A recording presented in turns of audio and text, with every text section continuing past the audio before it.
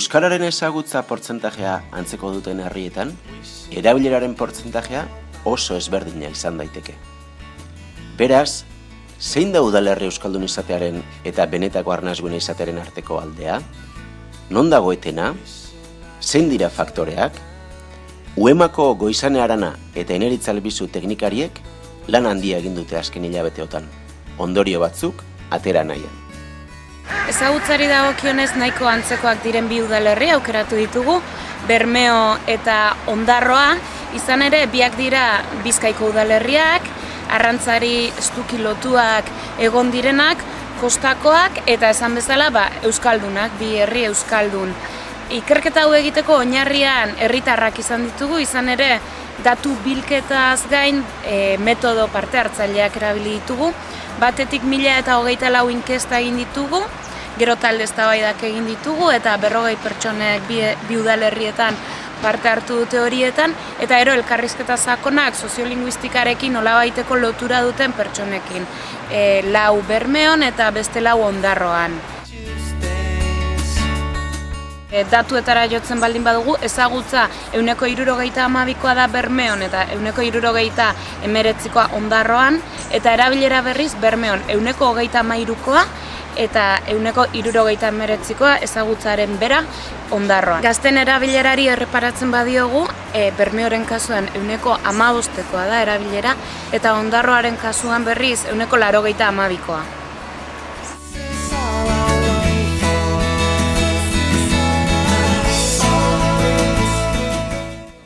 Zer gertatzen da orduan?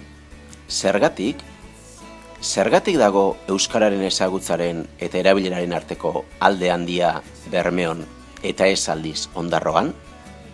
Areago, bietan hizkuntza politikak antzekoak direnean, eta Bermeoko udalaren euskararen aldeko hizkuntza politika ere ausarta eta eredugarria denean. Horri erantzuteko, Bermeoko udalak eskatuta ikerketa sakona egin dute UEMako bi teknikariek. Urriaren 5 aurkeztu zuten, Bermeoko kulturetxean. Ondorioak argiak dira.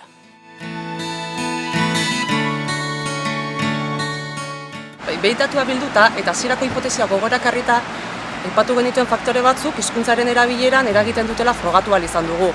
Batetik, herriaren kokapen geografikoa, inguruko udalerriekin dituzten harremanak, gero hizkuntza hautuetan duen eragina, turismoaren hazkundeak eta herriko bizi ohiturak besteak beste.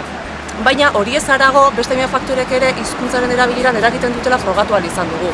Besteak beste, herriaren kokapen geografikoa, inguruko udalerriekin duten harremanak gero hizkuntza hautuetan duen eragina, herri bizitzaren indarra, erreferenteen eragina, transmisioan egon den etena eta hizkuntzaren estatusa.